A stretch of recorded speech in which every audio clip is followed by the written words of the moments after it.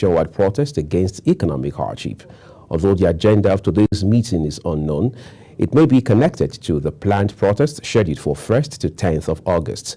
The protest, organized under the hashtag End Bad Governance, have gained significant traction on social media, with organizers largely anonymous and no group officially claiming responsibility. The military has warned organizers of the protest in the meantime against any form of violence. Director of Defense Media Operations, Major General Edward Buba, gave the warning while addressing a news conference in Abuja on the activities of troops in the fight against insurgency.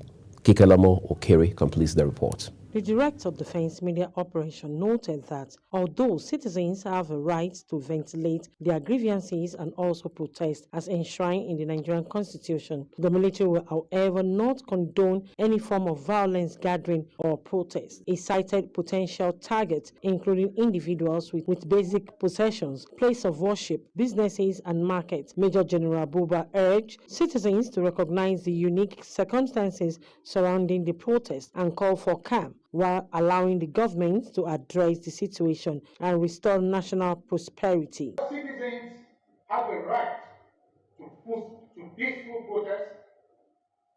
They do not have a right to mobilize for anarchy and unleash terror. On this part, we will not stand by and allow anarchy to befall our nation. This is because we have seen wars and have witnessed anarchy in countries in which we have cooperated. Following President Bola Ahmed Tinubu's directive to increase oil production in the Niger Delta region, General Buba says the military has taken drastic action against crude oil theft, adding that a unified command structure has been established to ensure transparency and accountability in the oil sector and ensure that culprits are prosecuted. Our surveillance efforts on vessels, terminals, and oil infrastructures, to include jackets that house wellheads, and most importantly, we are monitoring to ensure that culprits are prosecuted by agencies responsible for doing so. He emphasized that the military is committed to maintaining peace and stability, hence will not hesitate to take action against any element that threatens national security. Kikelamo Okere, Global Television News. Well, thank you, Kikelamo. The Nigeria Governors Forum has restated its commitment to improving the security and protection of lives and property at the sub-national level. The nationwide protest set to take place from August 1 to 10 has been generating tension and a variety of responses from Nigerians. Numerous groups expressing interest in leading the campaign stated that the protest is sparked by the escalating cost of living and the economic hardship faced by the populace. The All Progressives Congress, APC, has fixed a meeting with its National Working Committee and State Chairman. A press statement released by the party's National Secretariat and signed by its National Secretary, Senator Sirajuddin Basiru, the meeting scheduled for Friday, 26 July 2024, will commence at 3 p.m. prompt at the APC Hall, APC National Secretariat in Abuja. The party further stated that the meeting's agenda will focus on the state of the nation and the progress reports on party structure across the states. Meanwhile, the All Progressives Congress's National Working Committee has called an emergency meeting with state party chairmen to address the impending national protests. Let's turn to Lagos State now, where the government has distanced itself from the rumored upcoming Oro Festival scheduled for August 1 to 15, coinciding with the End Bad Governance protests. The government likened it to other religious activities held across the country. Boyega Akosile, special advisor on media and publicity to the state governor, Babajide Sanwo-Olu, said no one questions the government when other religions hold their activities. He noted that the same respect should be maintained for traditional worshippers because they have the right to worship according to the Constitution and can go about their lawful exercises. The National Agricultural Development Fund says it is actively participating in various projects, programs, and initiatives that will help alleviate the issues of food insecurity and boost productivity. Executive Secretary of the Fund, Mohammed Ibrahim, disclosed this in an interactive session with Joint National Assembly Committee on Agriculture in Abuja, chaired by Senator Saliu Mustafa. Let's join Kikelamo Okere for more.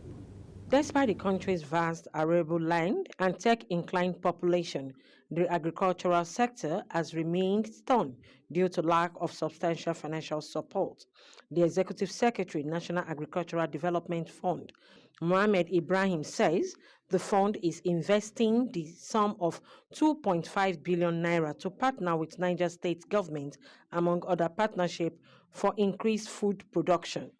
We're going into a partnership with Niger Foods to produce 10,000 hectares of mixed cropping. It's maize and soya this month, and then another 20,000 in the wet and dry season. And we're doing this, as I mentioned earlier, our overarching principle here is to optimize underutilized, unutilized assets towards production. We're visiting the Nigerian Army farms tomorrow. We visited the one in Giri, and we are going to Ede in Osun State with them tomorrow. There we are looking at partnering with the Nigerian Army farms to do 4,000 hectares of cassava. We've been speaking with the Dawn Commission, the development agenda for Western Nigeria. We had a 2-day parley with the 6 commissioners of agriculture of the Southwest, and we are also about concluding a partnership, if not for other problems, to partner with the Dawn Commission in that.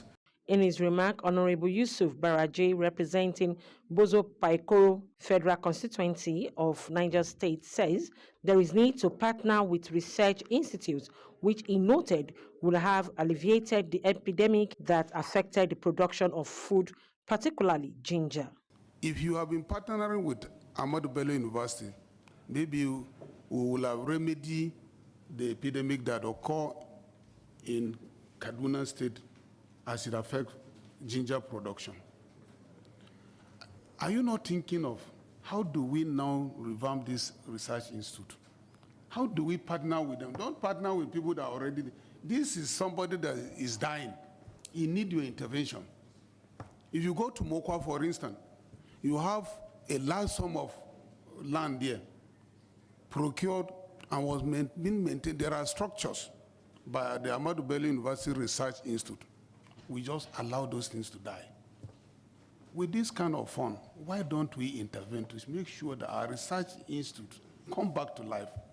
Agriculture is widely recognized as a key driver of economic growth in Nigeria, as it contributes significantly to the nation's GDP and provides livelihoods to millions.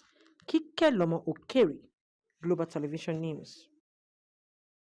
The House of Representatives Committee on Federal Capital Territory has questioned the operational model of the park and pay policy of the Federal Capital Territory Administration. At a meeting with the Mandate Secretary in charge of the Transportation Secretariat, Chinedum Elechi, the committee said residents and motorists of Abuja have been harassed by personnel in charge of the enforcement of the policy. It was reported that the authority had introduced the park and pay policy in August of last year after signing an agreement with 2 concessionaires. The policy is to decongest the city and make motoring in the nation's city a pleasant experience. Ekiti State House of Assembly has issued a stern warning to individuals and public and private organizations exploiting and inflicting hardship on the people of the state through their wholesome business activities. This came as the state government promised a continued engagement with the grassroots people to ensure that their needs are met. Speaker of the State House of Assembly, Adeoye Aribisoye, who stated this said a tough time awaits estate agents, petrol stations, land grabbers, and middlemen in markets, among others, found engaging in such sharp practices. Cross River State House of Assembly has called on the state government through its relevant agencies to stop the activities of migrants engaged in illegal mining in Okwa 1 and 2 and Okwango in Boki local government area. The lawmakers made the resolution in Calabar, the state capital, sequel to a matter of urgent public importance on the encroachment of Fulanis in Okwa 1 and 2 and Ukwango communities in Boki local government area, sponsored by the member representing Boki 1 state constituency, Bete Obi. The federal government says it has policy decisions in reviewing the national cybercrime strategy, which will work towards mitigating multifaceted threats posed by cybercrimes. President Bola Tinubu, who was represented by Minister of Communications and Innovation, Dr. Bosun Tijani, made this known at the official opening of the Nigerian Police Cybercrime Center in Abuja. Kekeloma Okere tells us more. Nigeria has witnessed an unprecedented surge to spread subversive messages and inciting violence and arrest. President Bola Ahmed Tinubu, who was represented by the Minister of Communication, Innovation and Digital Economy, Bosun Tijani, says the Cybercrime Center is built in an effort to strengthen the operational efficiency of the law enforcement agency, thereby increasing national security and ushering Nigeria into a bright future driven by Professor of Cyberspace and Digital Economy. The President therefore urged the Inspector General of Police to effectively utilize the facility to protect Nigerian cyberspace and ensure that it is used for enhancement of national development and economic progress. Our objective is to usher in Nigeria into a bright future driven by prosperous cyberspace and digital economy. Prioritizing the security of our cyberspace, this administration is committed to enhancing the social security of Nigerians and also tackling the economic and security challenges facing our country while also providing us with a platform to improve our credibility. The Inspector General of Police, Kayode Egbetogun, says the modern digital technology facility will serve as a nerve center of revolutionizing the art of policing in Nigeria and indeed the entire sub-Saharan Africa in the fight against cyber threats. The Nigerian Police Force National Cybercrime Center embodies our commitment to harnessing technology, innovation, and collaboration to addressing the growing challenges posed by cybercrime and its predicate offenses. The President further says his administration remains resolute to fight all forms of criminalities as an emerging and rapidly evolving category of offenses in the country. Kekeloma Okere, Global Television News.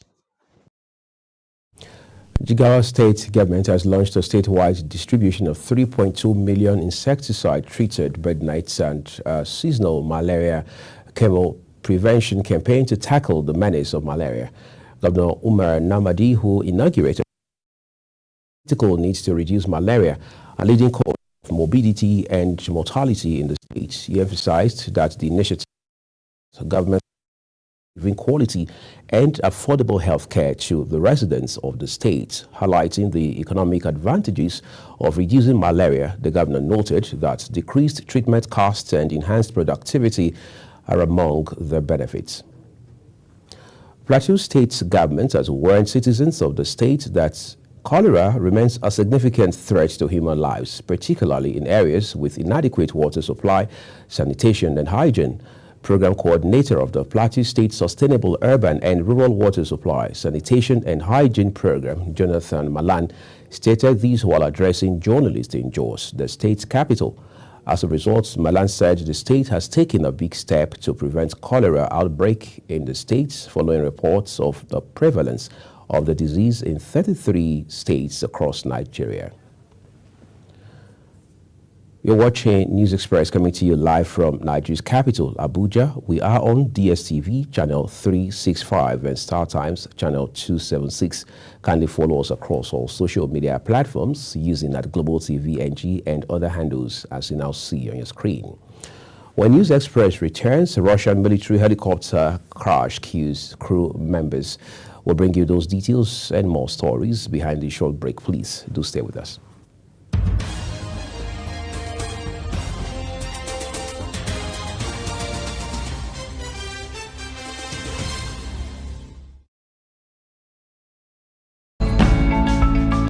Notice of meeting. This is to inform all state chairmen of our party, the All Progressive Congress, APC, that there will be a meeting between the National Working Committee and the state chairman, scheduled as follows. Date, Friday, 26 July 2024.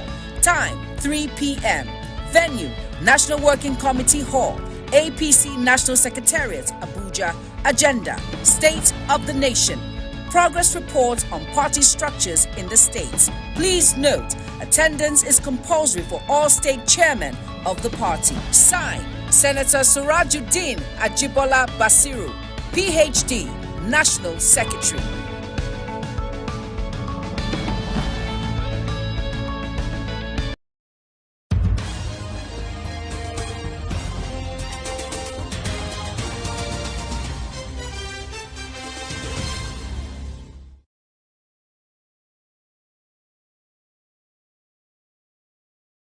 This is Global Television, bringing you a live broadcast of News Express with Uyi Agmofwebe. Thank you so very much for your time with us. Now let's talk some business. As part of effort to address public concern over soaring food prices, the Federal Competition and Consumer Protection Commission says it has implemented measures to curb price gouging, promotes fair competition, and protects consumers. Acting Executive Vice Chairman of the Commission, Dr. Adamu Abdullahi, disclosed these while addressing newsmen on fulfilling the Commission's legal mandate of President Bola Tinubu's Renewed Hope agenda in Abuja. Let's turn to other stories now. Owners of local refineries in Nigeria, including the Dangote Petroleum Refinery, say they can help the country stop the importation of refined petroleum products in 18 months if the federal government works with their plans. The association's publicity secretary, Eche Idoko, said Dangote Refinery and others in the country can satisfy the fuel needs of the nation. The refiners, who spoke under the aegis of the Crude Oil Refiners Association of Nigeria, said there are other refineries at different stages of completion to join the 650,000 capacity Dangote Petroleum Refinery.